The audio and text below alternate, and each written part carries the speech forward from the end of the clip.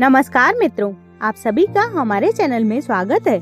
आज हम आपके लिए गणेश जी और विष्णु जी की कथा लेकर आए हैं। साथ ही इस कथा के माध्यम से आपको यह भी पता चल जाएगा कि सर्वप्रथम गणेश जी को क्यों न्योता दिया जाता है किसी भी शुभ कार्य को करने से पहले। अगर आप भी जानना चाहते हैं तो हमारे साथ कथा के अंत तक बने रहें। एक समय की बात है, विष्णु भगवान का विवाह लक्ष्मी जी के साथ निश्चित हो गया। विवाह की तैयारी होने लगी। सभी देवताओं को निमंत्रण भेजे गए, परंतु गणेश जी को निमंत्रण नहीं दिया गया। कारण जो भी रहा हो, अब भगवान विष्णु की बारात जाने का समय आ गया। सभी देवता अपनी पत्नियों के साथ विवाह समारोह में आए। उन सब ने देखा कि गणेश जी कहीं दिखाई नहीं दे रहे हैं। तब वे आपस में चर्चा करने लगे कि क्या गणेश जी को न्योता नहीं दिया गया है या स्वयं गणेश जी ही नहीं आए हैं। सभी को इस बात पर आश्चर्य होने लगा। तभी सबने विचार किया कि विष्णु भगवान से ही इसका कारण पूछा जाए। विष्णु भगवान से पूछने पर उन्होंने कहा कि हमने गणेश जी के पिता भोलेनाथ महादेव को न्योता भेजा है। यदि गणेश जी अपने पिता के साथ आना चाहते तो आ जाते, अलग से न्योता देने की कोई आवश्यकता नहीं थी। दूसरी बात यह है कि उनको 1.25 मन मूंग, 1.25 मन चावल, 1.25 मन घी और 1.25 मन लड्डू का भोजन दिन भर में चाहिए। यदि गणेश जी नहीं आएंगे तो कोई बात नहीं, दूसरों के घर जाकर इतना सारा खाना पीना अच्छा भी नहीं लगता। इतनी बात कर ही रहे थे कि किसी ने सुझाव दिया, यदि गणेश जी भी आ जाएं तो उनको द्वारपाल बनाकर बैठा देंगे कि आप घर का ध्यान रखना। आप तो चूहे पर बैठकर धीरे धीरे चलोगे तो बारात से बहुत पीछे रह जाओगे। यह सुझाव भी सबको पसंद आ गया, तो विष्णु भगवान ने भी अपनी सहमति दे दी। होना क्या था, इतने में गणेश जी वहाँ आ पहुँचे और समझा बुझाकर घर की रखवाली करने बैठा दिया। बारात चल दी। तब नारद जी ने देखा कि गणेश जी तो दरवाजे पर ही बैठे हुए हैं, तो वे गणेश जी के पास गए और रुकने का कारण पूछा।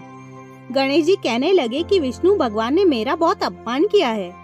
नारद जी ने कहा कि आप अपनी मूषक सेना को आगे भेज दें तो वह रास्ता खोद देगी, जिससे उनके वाहन धरती में दस जाएंगे। तब आपको सम्मान पूर्वक बुलाना पड़ेगा। अब तो गणेश जी ने अपनी मूषक सेना को जल्दी से आगे भेज दी और सेना ने जमीन को पोली कर दी। जब बारात वहां से निकली तो रथों के पहिए धरती में धंस गए। लाख कोशिश की परंतु पहिए नहीं निकले, बल्कि जगह जगह से टूट गए। किसी की समझ में नहीं आ रहा था कि अब क्या किया जाए। तब नारद जी ने कहा कि आप लोगों ने गणेश जी का अपमान करके अच्छा नहीं किया। यदि उनको मना कर लाया जाए तो आपके कार्य सिद्ध हो सकता है और यह संकट टल सकता है। शंकर भगवान ने अपने दूत नंदी को भेजा और वह गणेश जी को लेकर आए। गणेश जी का आदर सम्मान के साथ पूजन किया गया। तब कहीं रथ के पहिए निकले। अब रथ के पहिए तो निकल गए, परंतु वे टूट फूट गए थे, तो उन्हें सुधारे कौन। पास के खेत में एक खाती काम कर रहा था, उसे बुलाया गया। खाती अपना कार्य करने से पहले श्री गणेशाय नमः कहकर गणेश जी की वंदना मन ही मन में करने लगा। देखते ही देखते खाती ने सभी पहियों को ठीक कर दिया। तब खाती कहने लगा कि हे देवताओं, आपने सर्वप्रथम गणेश जी को नहीं मनाया होगा और न ही उनका पूजन किया होगा, इसलिए आपके साथ ये संकट आया है। हम तो मूर्ख अज्ञानी हैं, फिर भी पहले हम गणेश जी को पूजते हैं। फिर भी आप गणेश जी को कैसे भूल गए।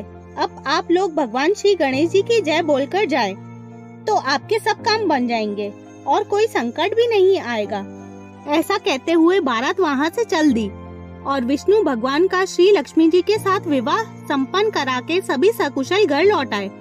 इस प्रकार गणेश जी महाराज ने विष्णु भगवान का कार्य संपन्न कराया। ऐसे ही वो सभी के कार्य सिद्ध करते हैं। बोलो गजानन महाराज की जय।